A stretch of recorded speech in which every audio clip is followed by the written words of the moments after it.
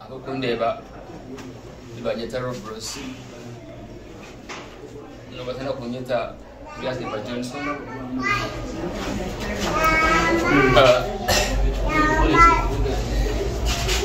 ni jamisho ganyu kubashaka kushasibwa ndi CPS mbara umaze na kumukago muchome kandi bwanyuma yo kuba advised by Kansala Amoni umumbi na postingire bwanyuma yo kurugayo nkoreka face yanje account ya HIV ombutanwa ngitwara polisi banyiguraho umushango gwa cyber harassment aho abantu batakurenga umwe bakurenga muri 10 abantu abo ni mnono kandi ejo page ngajiguraho umuntu tine yantumire tine wankachire munje nkongo nkore page nkejo. It was out of my instincts nasho mukunda kwanje aha webigendero wabyaye selfish ebinta kubaza kubagambira abo kuba nkabashobya ngagomshaka goma mnonga kandi ukukiza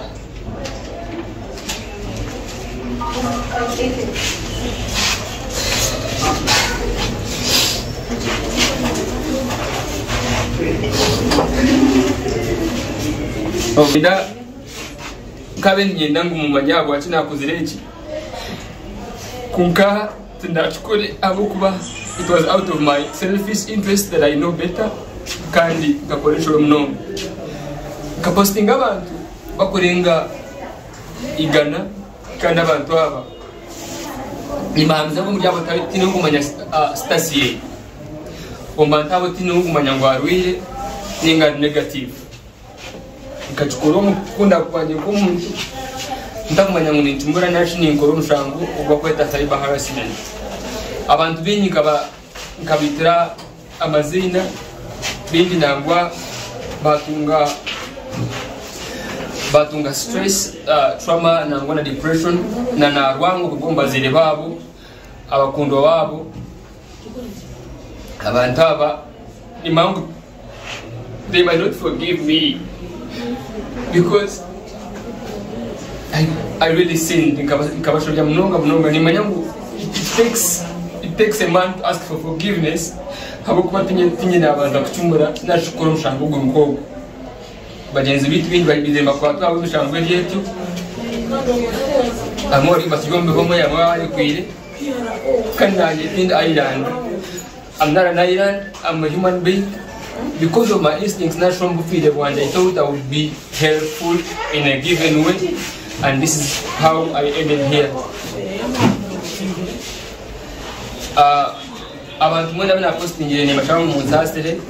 kandi nabareba page yeje bakagindwa mukafani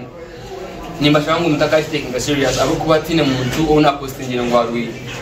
umuntu no muntu wano gira kuyenyuma ari kuteka musente ninga ari kugira ngo tekayo tine muntu wena abantu bene munyigure page kandi kajigura on my own see instincts and feelings and kumuntu.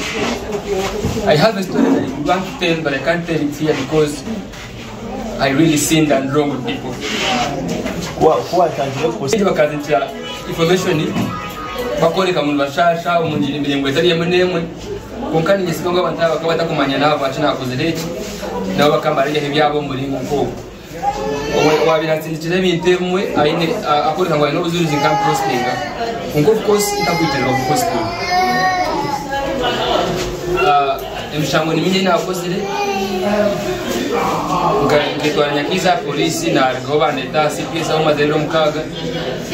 kan stiri dora nyanzi kanyije live amoni na nabayenzi bebona byacu bize bansha bangomba okusasibwa twakushaba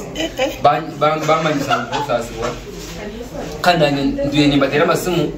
ngatera aba Kampala natera aba bona byacu bize amoni ajya tukira akore nimasa kwa advise ngo kuna uzengo yitwara polisi ningushwangu abantu utaka bari nyabatu kusaza nyenga cause amone pe na amanya ko gakare yampabura ati abantu bashaka kusasira ngani baza kwirukanga nyeshereka bwanyuma ya yo kurgayo kereka face yanjye, but because ngiteza ngo nshaka gukora kandi nkabanyizya icyo nayegira polisi mwe nimbashaka ngo no tansazira arukunde ba arrivage ageze hatunja akacuye ku mutima gwa nshasire nimanya ngo nkashobya kandi tinyembanze kushobya kwigwiraho page yambara HIV tukareba abantu bingi batandika ku nabo kujiguraho simanyi banda simanyi kai no bahaburota abana kurugiriwe experience yo noraba muhati aba bana bamwe bigurezo page bakuteka ibishano by'abantu no bahaburota kandi no bamanya nimanya ngo page ziriyo nyingi kandi nzireba ariba kwita Kampala HIV Dubai HIV yotingazagana Dubai tina na Dubai ngo manya hariyo nindeba pages kurenga muri 50 zikozirwe konkani bambiza ngo bantumwe kirekera kubanywe kandi nishonga zanyu kumuntu wachina kozira urukora ngo ayine accounts ngezo ibanda HIV Kampala HIV mubende HIV nzirebere kurenga 50 nyabara mu merekera abo kuba first of all abantu abazi mu bacebera mu masters zabo mu posting pages ezo possibly nimbambiza ngo chinteki cha affecting ile abina posting ile work. First of all, I've lost all my entire friendship with the people I posted because I thought I would never be found. I already lost my job. I can't go back where I have been working. I've already lost my job. I can't go back where I've been working. I've lost my friends. Abantu nka Flavia, abantu nka Kunana, abantu nka Lithan MC, abantu nka Cheche, abantu ba Meditex bonabo nga postinga konkati ngomanya status zabo. Nga postinga nk'abantu aba popular